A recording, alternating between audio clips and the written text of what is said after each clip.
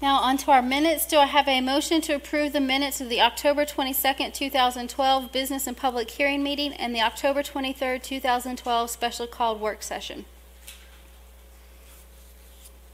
Do I have a motion to approve the minutes? Yeah, everybody else is shy. Motion to approve the minutes. Okay, there's a motion. Is there a second? Second. Second by Councilman Sabag. All those in favor signify by raising your right hand. That's 6 in favor. All those opposed, 0 opposed. The minutes stand approved. Now for invited guests. I know before we get to Mr. Ewing, we have students from Ms. Jiggare's class at South Gwinnett High School, like the class before. If you want to come up afterwards, you're welcome to do so. Thank y'all for being here tonight. I'm sorry you probably picked a longer council meeting than your classmates. But now we have the sound bites of Snellville history. Mr. Tom Ewing, the new president of the Snellville Historical Society. President-elect.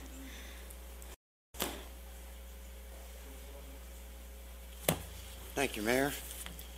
It's good to be back again, and I'm pleased to be here with all the future citizens of this community in Snellville. It's quite an honor to be able to participate in some little part while you recognize the future citizens here tonight. I'm trying something different tonight using the computer, because the others, the stuff, a lot of times you couldn't read it very well. We're going to see how this works out tonight.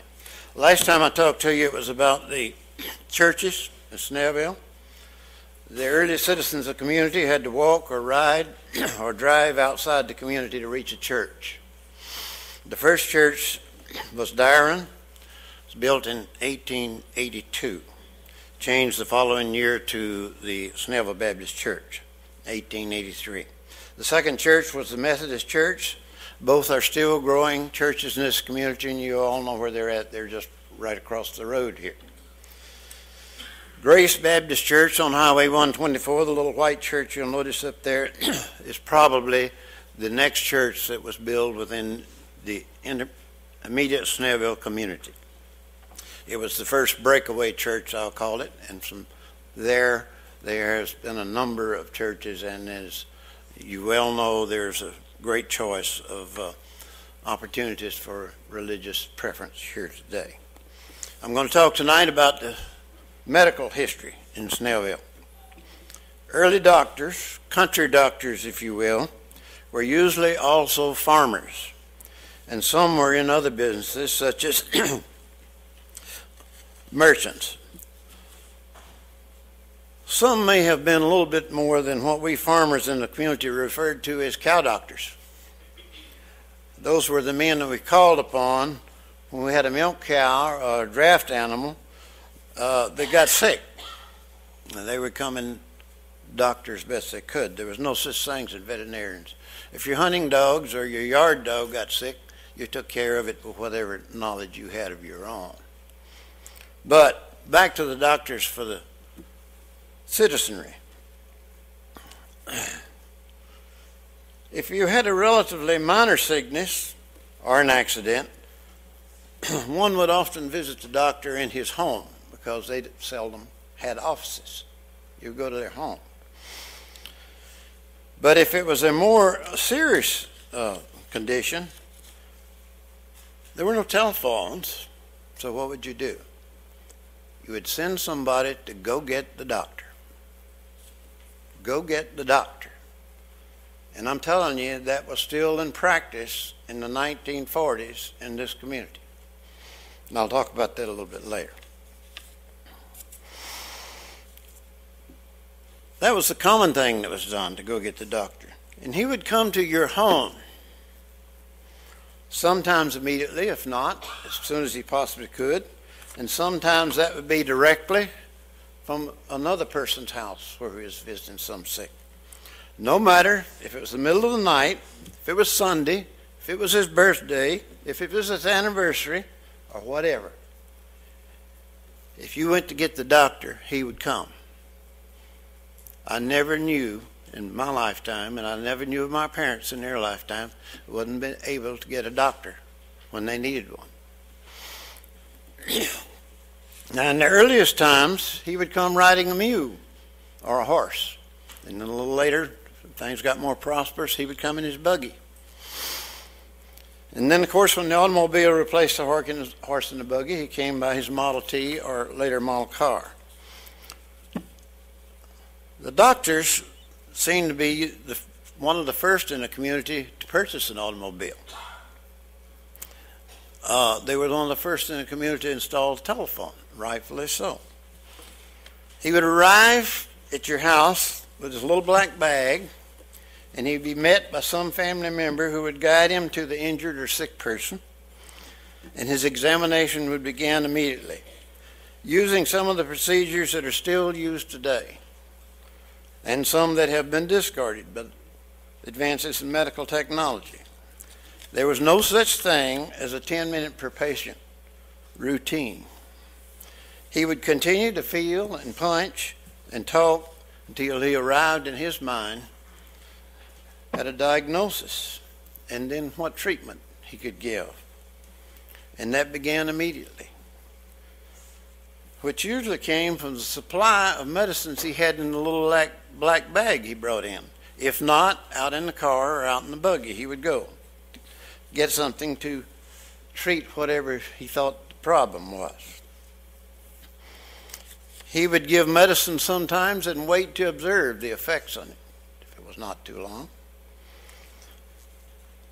And it was not unusual if he recommended that you go to his office and get some more medicine, or drugstore if there was one, and there wasn't one around here. You would have to go all the way to Stone Mountain and later in Lawrenceville and possibly to Loganville.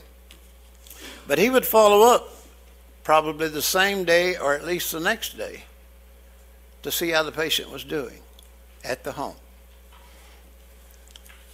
Now, if the doctor determined that hospitalization was required, now you've got a logistics problem. There is no hospital. There is no hospital in Lawrenceville. There is no hospital in Loganville. There is no hospital in Centerville. There is no hospital in Stone Mountain. You're going to Atlanta to the hospital, and it's a logistics problem on how you're going to get there. Now, I imagine in the early days, some of them went by wagon. Some of them went by train. But Mr. F.Q. Salmons in Lawrenceville, when I was a young boy, his hearse did double duty all the time.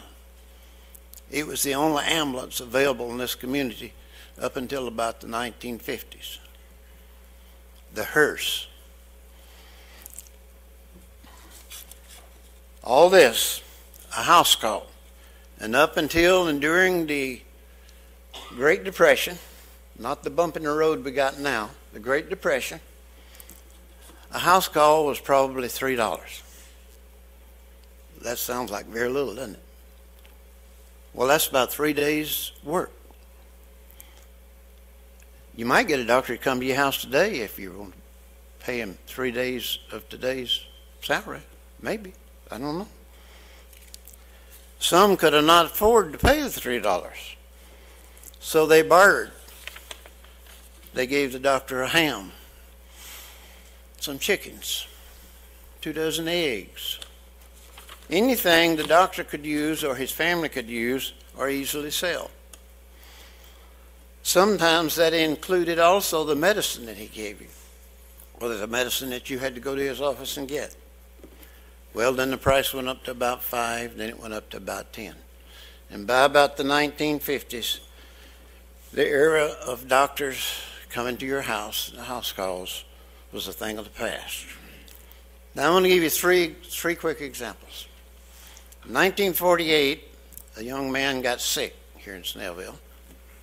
Me. It was on a Sunday afternoon, and I was in terrible pain. I was working right up here at Sinclair Station at the intersection. You've seen the picture of it out there in the painting on the wall. My cousin was running the station at the time. He let me off. I went home. Mom and Dad were not there. Sunday afternoon, they were doing a Sunday afternoon visiting like people used to do. They were visiting their parents or their uncles or their aunts, or they were away somewhere. I went to bed.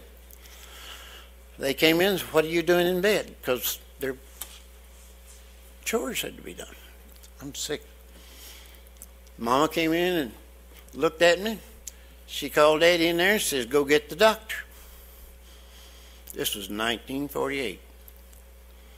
If you can't get Dr. Kelly, who was our doctor, get whichever doctor you can get. She's talking about Lawrenceville. They always had from 3 to 5 doctors up there you could call upon. Dr. A.D. Williams followed him back. Dr. Williams was a member of the Williams family in this community. He came in and examined me. He says, Kelly, that was my daddy's name, get this boy in the car and take him to St. Joseph Hospital. I will go and call Dr. Kofer, and he will meet you there. Now, we didn't go to a doctor in the hospital. Dr. Kofer was the doctor that was raised in this community, practicing in Atlanta, and he was the reference doctor by Dr. Williams. And he met us at the hospital that night. Well, by the next day I was getting a little better, and by the second day I was still even better. But he found another problem while I was there that I didn't even know I had, and I had an operation for left. I wasn't too happy about that. But that's how it worked. Compare that to what we're doing today, 50 years later. Another example. The farm right in back of us, young boy, driving a big 1.5-ton truck, if you know what that is, loaded with slabs or wood or something. He had a flat tire. He was on the side of the road fixing it. Another truck ran into him, injured him terribly. If what I've heard is it was like a battle wound. They got him to Lawrenceville to the clinic that time, Dr. Kelly's clinic. Dr. Kelly told Mr. Moon, he says, we're just going to keep him sedated. He's not going to live long. There's nothing I can do for him. Mr. Moon didn't believe that. He picked the boy up, took him out to his vehicle. I don't know what he had.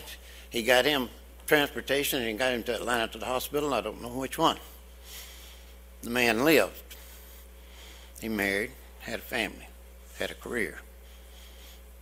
Mr. Moon never forgave that doctor in Lawrenceville for that. Never. One thing about barter, 1970s, early, Macon, Georgia, I was stationed in Warner Robins. My children were involved with the doctor's children in some activities. We were invited out to his home for a social involving all the children and whatever. We were in a large room that was like a sun porch. And we were complimenting him, and he says, yeah. He says, I treated this fellow's wife or son or family or whatever, and he couldn't pay me. So he came to me and wanted to know if there's anything he could do. And I said, well, I've been thinking about a sun porch. He says, I'll build you one. And he says, you see those steps? That's another customer. You see all this landscaping? That's another customer. So it's late. It's the early 1970s. Barter was still working in the medical industry. You don't think about that, but it is. Now I'm going to talk to you about the early doctors in Snellville, 4 or 5 of them. First, Dr. Mahaffey. Very little is known about Dr. Mahaffey, and I doubt if there's one person in 20 in Snellville that's ever heard of him. When a reference to him is found, it's normally M.L. Mahaffey, but his name was Martin Luther Mahaffey. He was born in Georgia. He's living with his parents in Gwinnett County in census in 1870.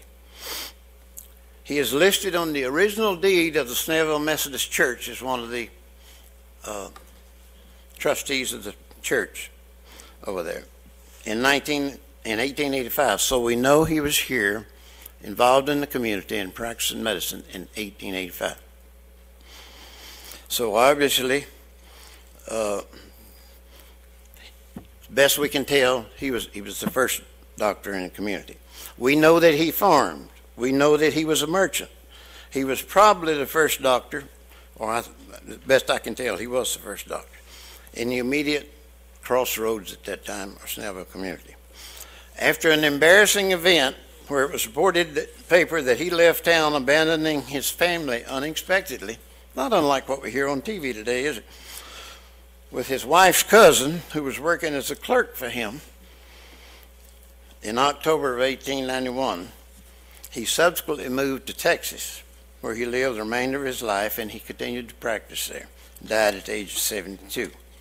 The last mentioned in the local news was in 1882. So he was 1892. So he was a community doctor here for about 7 years. Following him was Dr. Cofer. He came about 2 years later. William Pinckney, or Bud Cofer.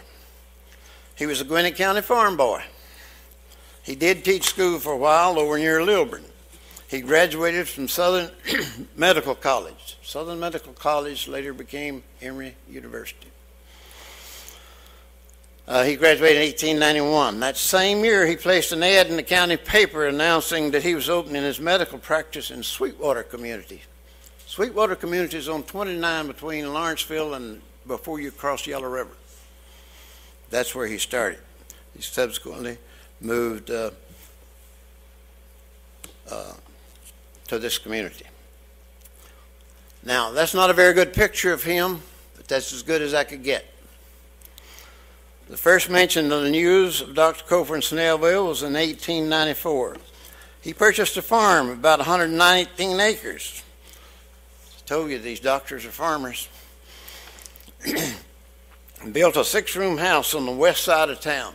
Now that house was on the same side as the old hospital up there. But it was this side of the hospital. It had nothing to do. There's no relation between the two. But that's where his house was at. It was on that hillside there on the right-hand side. I want to give you a side note on that house. Anybody ever hear of Louis Grizzard Jr.? Columnist, wrote several books. They stomped that sucker flat. His father grew up in that house. Right there. That's where the Grizzard family was living. And that's where his father grew up. He wrote about his father a lot, and I won't get into that. But that's where the Grizzard family lived after Cofer's left. And his heritage is in this community as well.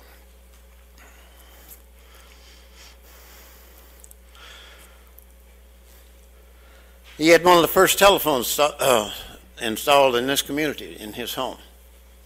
It's right after 1900. People think phones didn't come to much later. There was Mabel, get me so-and-so. There were phones here in 1900, turn of the century. But about 7 years later, he was anxious to move on, and he moved his family to Tucker, Georgia. He bought another farm to keep his kids busy. Today, we'd call it something else. His youngest son, Olin, became a doctor. That's the Dr. Cofer that was called by Dr. Williams when I went to St. Joseph Hospital, Dr. Olin Cofer.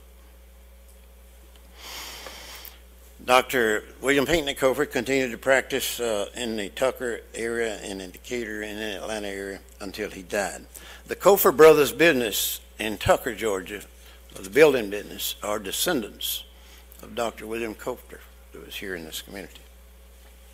He was well liked in Snellville, and then many people continued to go to him even after he left here. He was a doctor here in this community about 13 years. About a year later, after he left in 1907, Dr. Smith came to town.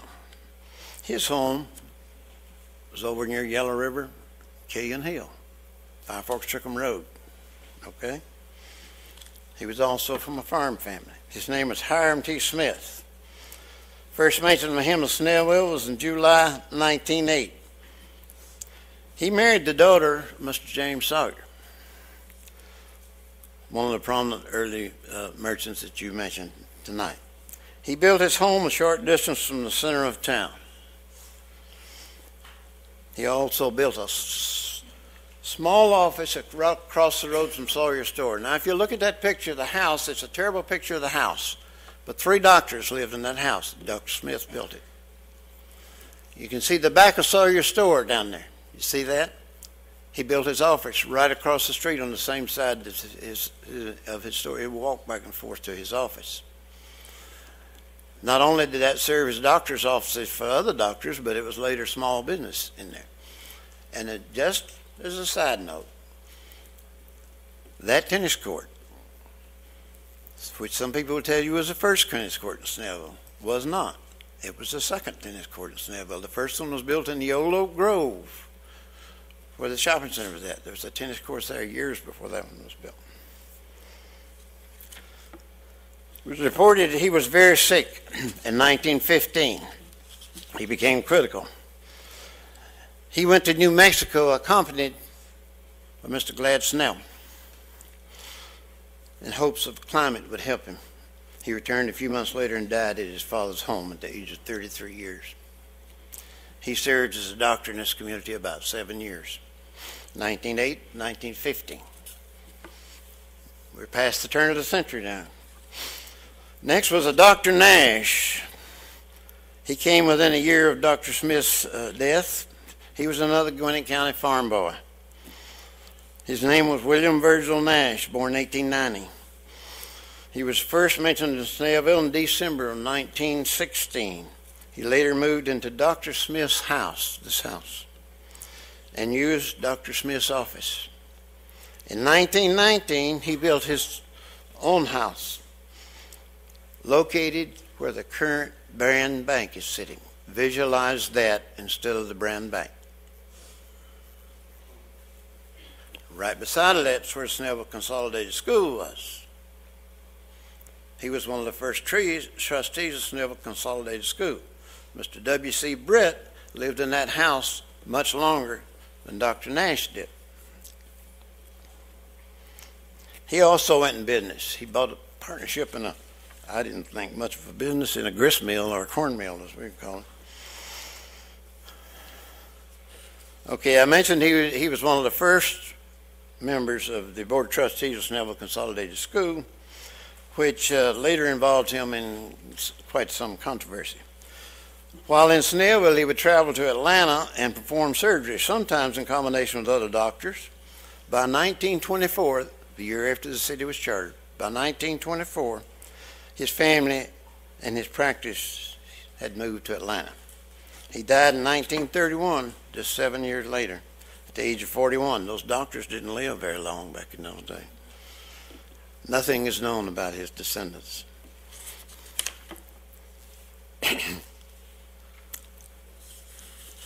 By the way, there are a number of descendants of Dr. Smith here in this community, one being a retired Army colonel that's still living in this community today.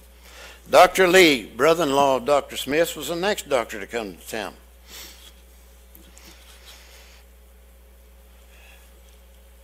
His name was Theodore Mayo Lee. I wonder if that's about the Mayo Clinic. He was born in 1878. His home was in Yellow River, Five Forks area also. That Five Forks Trickham Road produced a lot of them over in that community. Lux Omni, Lilburn, that area. He moved from Five Forks to a house, John Barnett House. Mr. John Barnett is noted for other things here, but you see all the fancy work on that house? That's his own talent. He built that house himself. He's a very multi-talented individual. Dr. Lee was already pretty well known when he moved to Snellville. An interview with two of his daughters indicated that he moved to Snellville so that his children could attend the new Snellville Consolidated School. He intended to keep his practice in the Five Forks community after he moved. He too used Dr. Smith's office for a while, but he became seriously ill in 1930.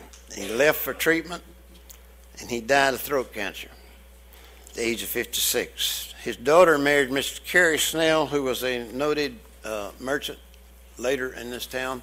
The tallest girl on there at the top, that was Mr. Carey Snell's wife.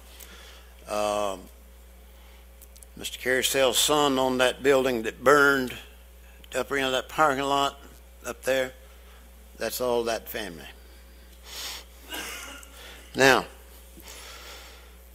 when he got sick and left town, it left Snellville without a doctor, and they would be without a doctor for a number of years, but that wasn't a big problem. And the reason it wasn't a big problem, we had automobiles, and that made everything closer.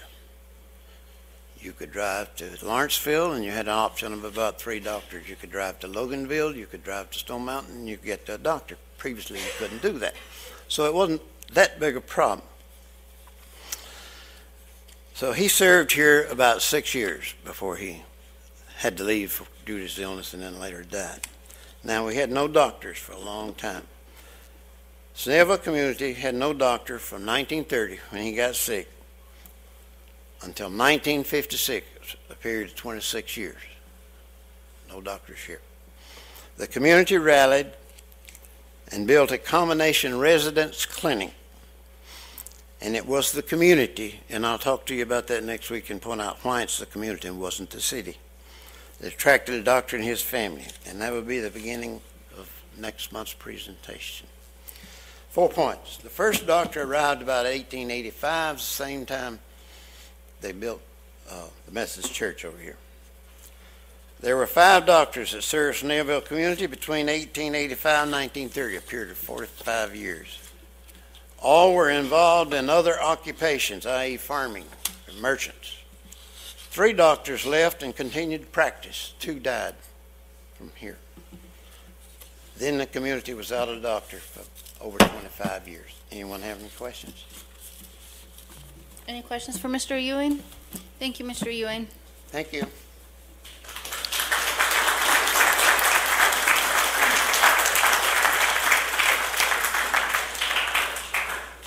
We have no committee or department reports tonight and no consent agenda. That brings us now to our old business